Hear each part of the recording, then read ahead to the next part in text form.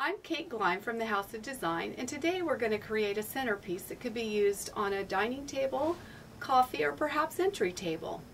The materials you'll be needing for this design include a low bowl, a pair of wire cutters for cutting some of your materials with, a collection of different foliage plants, a little bit of angel vine, a pre-made nest that's got some branches and leaves attached, and just a couple of stems of some beautiful Iceland poppies. The first step in creating this design is to take a bit of angel vine, and you're going to just tease some loose from a bunch, and then pulling it apart so you get it full. You're going to take it then and kind of nestle it down into the container, hooking in some of these wild little vines that are sticking out. Not too much, because you kind of want that bit of that wild feel, and that's what it looks like at this point. Then you'll take your pre-made bird's nest. It's got some nice branches attached, and we call these pre-made because they're basically done for you, and what you need to do is style them, which means to make them look natural and full. To do that, we simply bend these little branches out all the way around, and I like to take some up, which gives us some depth from the top of the design to your tabletop. So we could bend these out like so, and this is kind of what it looks like from the top. And then this is just going to nestle down into your angel vine, tucking it down into the top of the container like so. And there's a top view of it.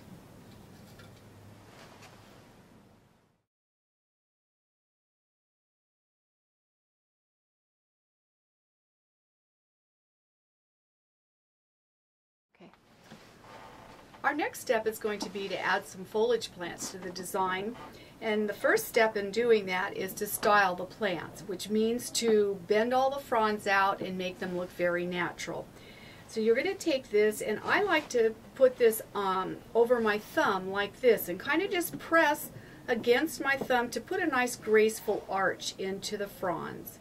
So we're going to take those, pulling them out and opening it up much the way a real fern plant would grow. Mother Nature is always your best teacher for learning how to style plant materials.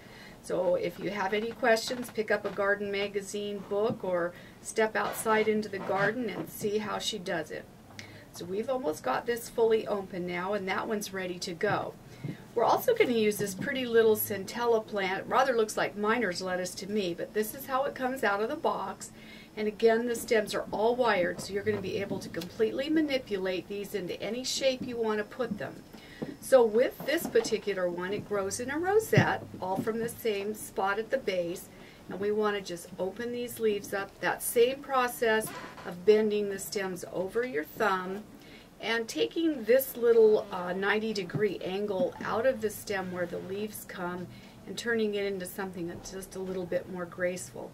And I like to take them this way and turn them all up towards the sun, the way they would grow, and keeping that rosette form, which an African violet is a perfect example of a rosette form plant in that pretty little concentric circles of leaves. So then bending these into shape, and it doesn't need to be perfect. Mother Nature likes her asymmetry. She kind of makes things a little bit wild and crazy. So we're going to do the same thing with these leaves, like so, and you can begin to see that rosette form, that shape coming out with the leaves. So we're almost finished with that. And this is what we have at this point. You can see the top of it here. So we're going to take these two plants then and add them to our arrangement. The angel vine is going to help hold materials in place. We can take this stem like so and bend it out here so it then sticks down in underneath the nest, and then shape your leaves a little bit more, just kind of pulling them in to their individual spaces. And I like to let it kind of float over the top of the nest because it kind of integrates the materials with the design. So we'll turn this so you can see the back side of it here. And then we're going to add our little fern plant, doing the same thing we did with that one. Bend your stem just a smidge so it goes underneath the nest, and we could tuck it exactly opposite of the first plant that we put in. on the side like so, and that gives us a nice little fern plant growing off the edge that way.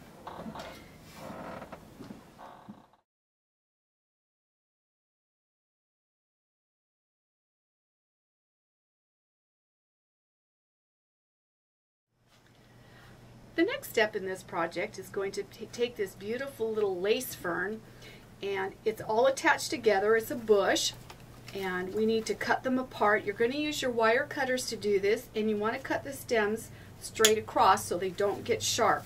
If you cut wires at an angle, it creates a very sharp point which you can end up wounding yourself with, so we don't want to do that. So take all 5 of these little branches off. And that leaves us with a stem that we're not going to use. And then these are going to be placed underneath the nest, kind of worked into the angel root to hold them in place.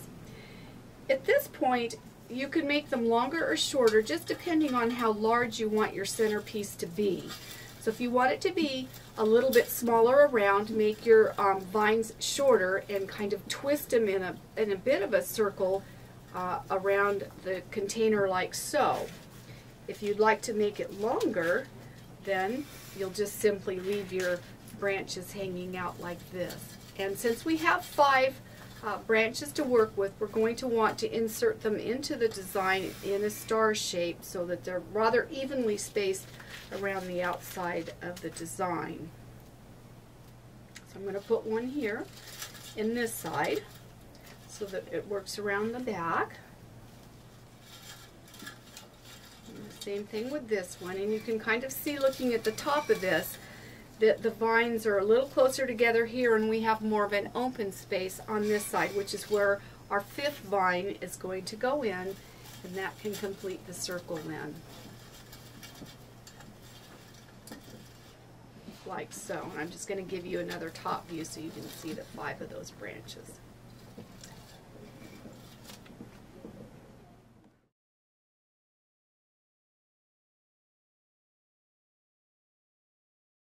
Your next and final step is going to be to add our lovely poppies.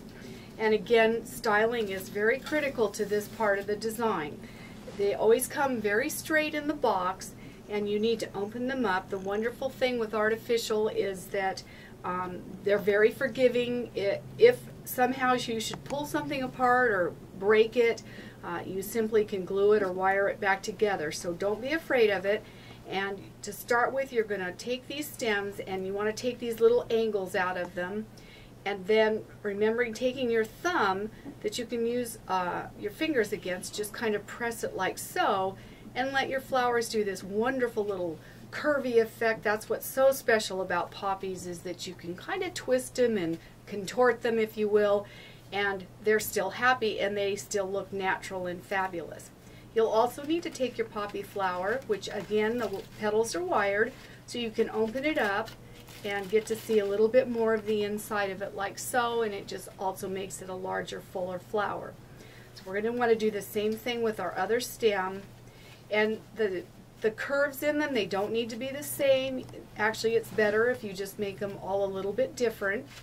We'll again open the flower up and twist our little buds in some different directions like so. So that this is kind of how it looks. I mean, there's no exact pattern to this. And we'll take our bowl, and the wonderful thing with this particular stem is that there's 3 buds on 3 flowers or buds on each stem, which when they're put together gives you 2 sets of 3, which always makes a circle when you have 3 of something.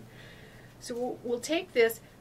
Put a hook in your stem if you want to maintain the length of the stem, or else you can simply cut it off, which is the easiest way to do it, but obviously you no longer have a long stem if you want to do something different with it later.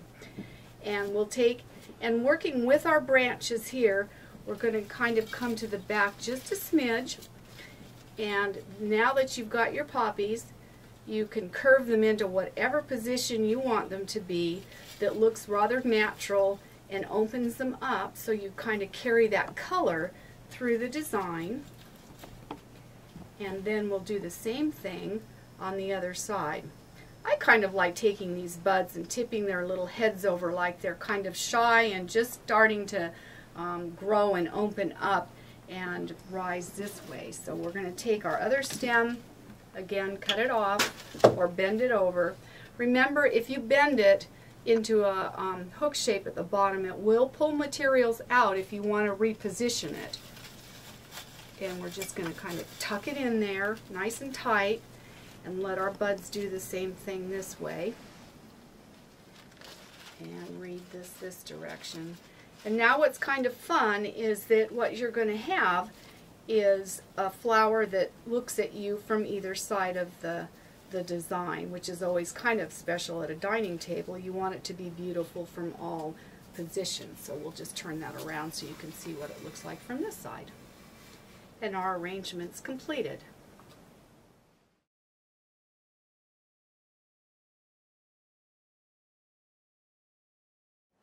Now that our design's completed, it's always fun to add just a little bit of whimsy to it. So we've got a couple birds here, a large and a smaller size, that we can simply take and tuck one sitting down in the nest. And then it's fun to add something to the base so it rather brings the eye down onto the tabletop as well. For a little bit more texture in the design and to complete the vignette, adding just a bit of fabric texture is fun.